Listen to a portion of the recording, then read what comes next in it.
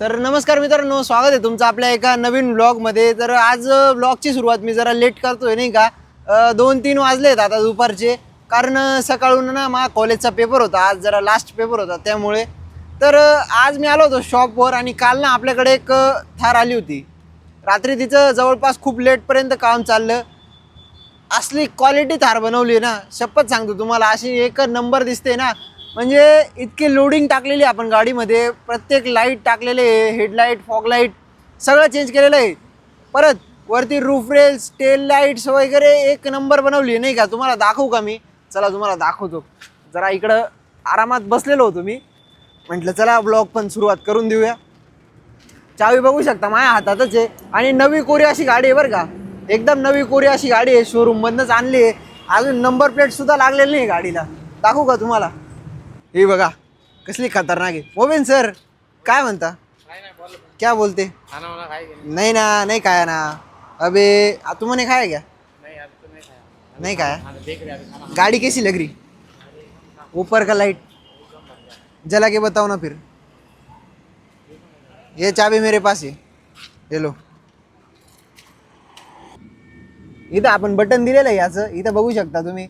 आणि ambient light पण आपण इन्स्टॉल केली, अशी कडक अशी ॲम्बियंट लाईट. तुम्हाला इंटरमध्ये बसून दाखवेल मी. गाडी चालू करू ना सर.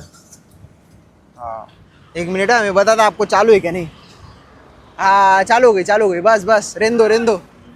तो ये देखो पुलिस लाइट भी जलेंगी इसके अंदर, एंड वाइट एंड ब्लू भी लाइट आपको जलेंगी इसकी लाइट अंदर, एकदम ज़बरदस्त तरीके से जलती है नहीं क्या. और अपन इसके अंदर 150 वाट की एलईडी इंस्टॉल किए.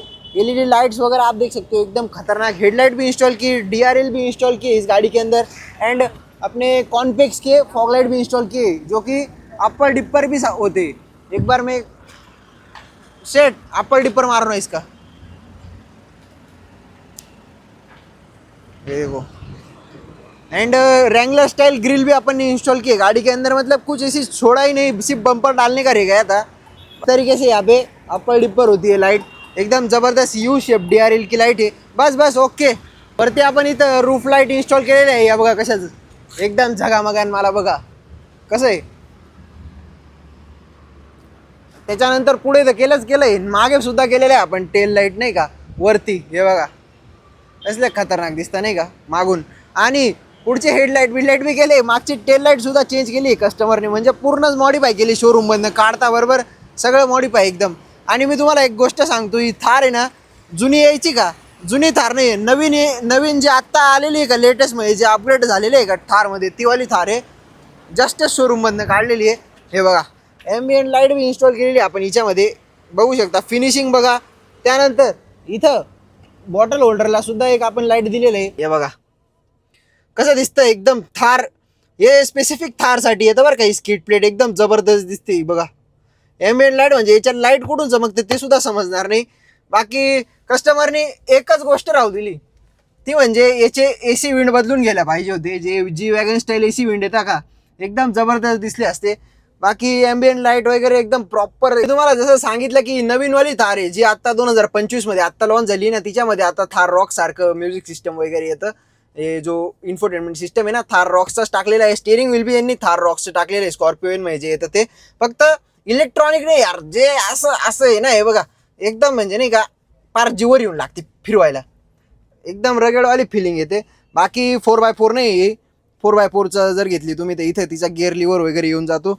इथं बी खाली लाईट आपण दिलेलं आहे, तुम्ही बघू शकता. जर नीट बघणार ना इथं मागच्यांसाठी. बाकी सगळं काम कुठं झालंय माहिती का, कार ॲक्सेसरीज आणि सगळं काम आपण कपलर टू कपलर करतो. कुठलीही प्रकारची वायर कटिंग, वॉरंटी कट वगैरे आपल्याकडे नसतं.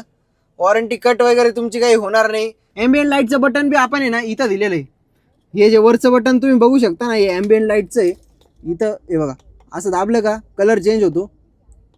Green, yellow, blue, dark blue, light blue, purple, white, green, तुम्हाला जो पाहिजे तो. आणि अशी रनिंग पण करू शकता तुम्ही.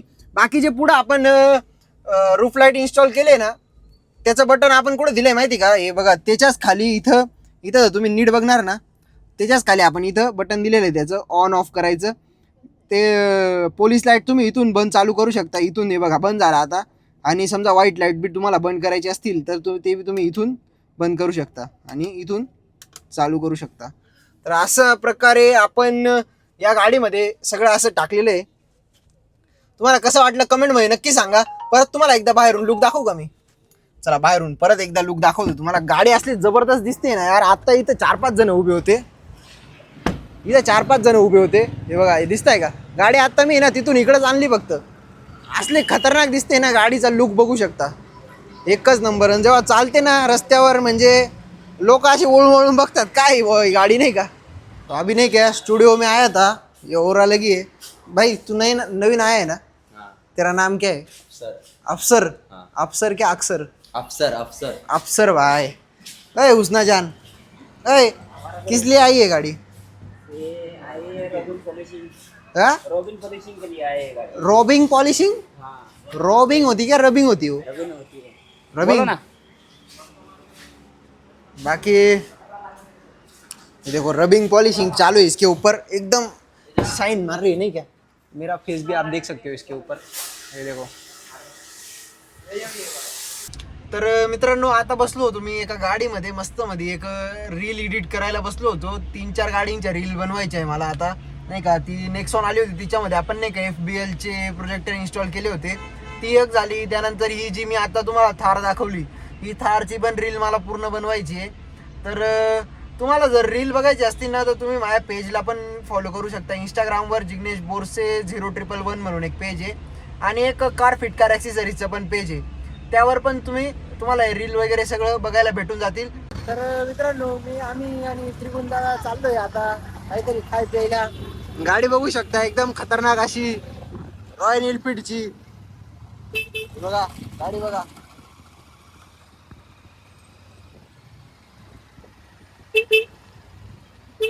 नाही का आता जरा वेळ आराम करायला या हुंडाई ओरा मध्ये बसलेलो होतो. ही गाडी आपल्याकडे आली होती 3M कोटिंगसाठी, सिरेमिक कोटिंगसाठी आलेली होती. तर स्टुडिओमध्ये लावली होती. असंच मी बसलेलो होतो जरा वेळ. तर मला एक गोष्ट जाणवली. मी असं तिचं मीटर वगैरे चालू केलं नाही का, मीटर वगैरे चालू केलं आणि हिचं ॲव्हरेज फ्युएल इकॉनॉमी वगैरे चेक केली. तर मी तुम्हाला खरं सांगतो, ही गाडी CNG मध्ये 26-27चं ॲव्हरेज देते. म्हणजे तुम्ही विचार करा, आत्ताच्या ज्या मोटरसायकल येतात बुलेट वगैरे कुठली बी धरून घ्या तर 30-35चं ॲव्हरेज देता यार. ही गाडी तुम्हाला CNG मध्ये 26-27चं ॲव्हरेज देणार आहे.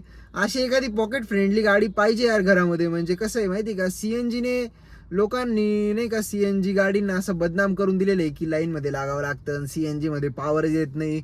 पण पॉकेट फ्रेंडली गाडी एखादी ना एखादी ॲव्हरेजसाठी का होईना, घरकामासाठी म्हणा, तर घरात एखादी CNG गाडी पाहिजे. बाकी इंटिरियर बी बघा यार तुम्ही. गाडीचं असं वाटत नाही की एखाद्या एकदम नाही का लो क्वालिटीच्या गाडीमध्ये बसलेलो आहे, मारुतीच्या गाडीत बसलेलो आहे. इंटिरियर बघा गाडीचं, इन्फोटेनमेंट सिस्टीम. हा जर तुम्ही या गाडीचं बेस मॉडेल घ्याल ना तर तुम्हाला नक्कीच अशी फिनिशिंग नाही भेटणार तिथं. लेकिन या गाडीचं तुम्ही इंटिरियर बघू शकता. हे बघा, ही फिनिशिंग बघा किती एकदम प्रीमियम फील देते यार. आणि AC विंड बी बघू शकता. G वॅगनमध्ये कशी AC विंड येतात तसे तुम्हाला इथं AC विंड मिळून जातात.